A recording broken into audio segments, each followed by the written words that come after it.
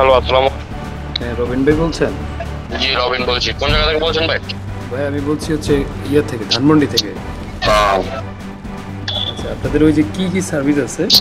এখানে শুধু মেয়ে আছে, আপনি এনজয় করতে পারবেন। এছাড়া রুম আছে, গার্লফ্রেন্ড থাকলে নিয়ে আসলে রুম ভাড়া নিয়ে থাকতে পারবেন।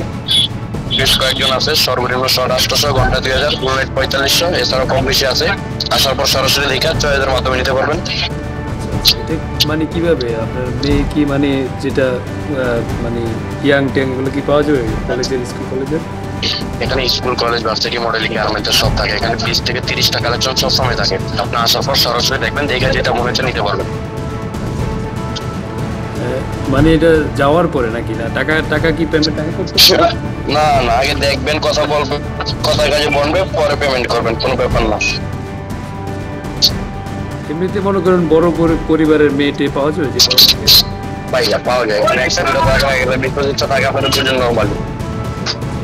আর আপনাদের ঠিকানাটা কি? যাত্রাবাড়ি চৌরাস্তা এসে ফোন দিয়ে মাওয়া রোড। মানে ওই যে মাওয়া রোডে নাকি? আপনার হোটেলের নাম কি? হোটেলের নাম কি? গোল্ডেন আবাসিক হোটেল। গোল্ডেন আওয়াজ না? গোল্ডেন আবাসিক হোটেল। গোল্ডেন আবাসিক হোটেল নাকি? জি জি। এক রাত থাকলে মনে করেন সর্বোচ্চ কত টাকা লাগবে? সর্বনিম্নটা শুনেন, 4500 টাকা লাগবে, উপরে শেষ নাই।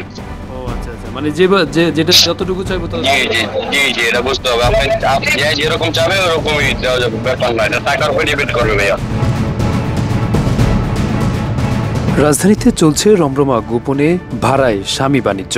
স্বামী হিসেবে ভাড়ায় খেটে খাওয়া, নিজের সংসার চালানো এমন মানুষ পাওয়া গেছে অনুসন্ধানকালে। দিনে 500 টাকা থেকে শুরু করে মাসে 30 থেকে 35,000 টাকায় ভাড়ায় স্বামী পাওয়া যায়। একই পুরুষ ভাড়ায় খাটেন একাধিক নারীর স্বামী পরিচয়ে।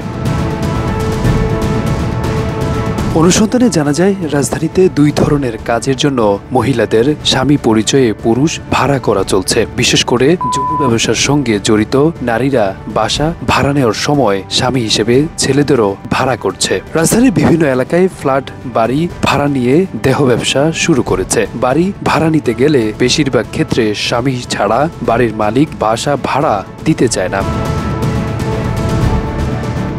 বাড়ি ভাড়া নেওয়ার এই প্রতিবন্ধকতার কথা চিন্তা করে যৌনকর্মীরা তাদের পূর্ব পরিচিত কোনো পুরুষকে স্বামী হিসেবে ভাড়া করে থাকে। বাড়ি ভাড়া করার সময় সঙ্গে থাকে ভাড়াটে স্বামী। এই স্বামীকে নিয়ে চলে যৌন ব্যবসা। এভাবেই রাজধানীর শহর জুড়ে ফ্ল্যাট বাড়িগুলোতে চলছে যৌন বাণিজ্য।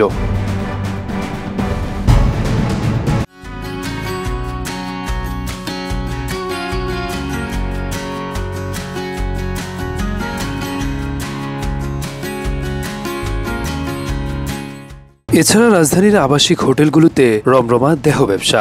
এই ব্যবসার এখন সারা দেশে জনপ্রিয় হয়ে উঠেছে। ঢাকার আবাসিক হোটেলগুলোতে অল্প বয়সের মেয়ে থেকে শুরু করে বয়স্ক এবং অর্থশালী সব ধরনের নারী মিলছে টাকা দিয়ে। ঢাকার বেশিরভাগ আবাসিক হোটেলগুলোর আয়ের সবচেয়ে বড় মাধ্যম হচ্ছে নারীর দেহ ব্যবসা। এক বাক্যে হোটেলগুলোকে বলা হয় মিনি পতিতালয়। হোটেল কর্তৃপক্ষ অনেকেই জানান, প্রশাসনকে ম্যানেজ করে এই ব্যবসা পরিচালিত হচ্ছে। দেহ ব্যবসার জন্য প্রতি মাসে প্রশাসনের কিছু অসৎ সদস্যদের বড় অঙ্কের টাকা দিয়ে নির্বিঘ্নে চলছে এই অনৈতিক কার্যকলাপ।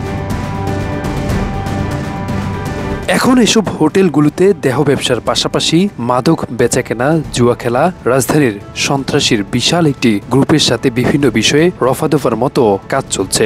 শুধু রাতের আধারেই নয়, ঢাকার বিভিন্ন ভিআইপি এলাকায় এই ব্যবসা চলছে দিনের আলোতেই। তবে এটা নতুন কিছু নয়, নতুন কিছু হচ্ছে এখন চলছে অনলাইন এবং অফলাইনে। পৃথিবীর অনেক দেশে যেখানে দেহ ব্যবসা বৈধ, সেখানে হয়তো অনেক ওয়েবসাইট করে এই ব্যবসা করা হয়, কিন্তু এখন বাংলাদেশেও চলছে এই ধরনের ফেসবুক ও হোয়াটসঅ্যাপের মাধ্যমে। এসব অনলাইন ও অফলাইনে খদ্দেরের ডাকে সাড়া দিয়ে হোটেলে গিয়ে ব্ল্যাকমেইলেরও শিকার হচ্ছে তরুণরা। আরাফাত হোসেন, যুগের চিন্তা, ঢাকা।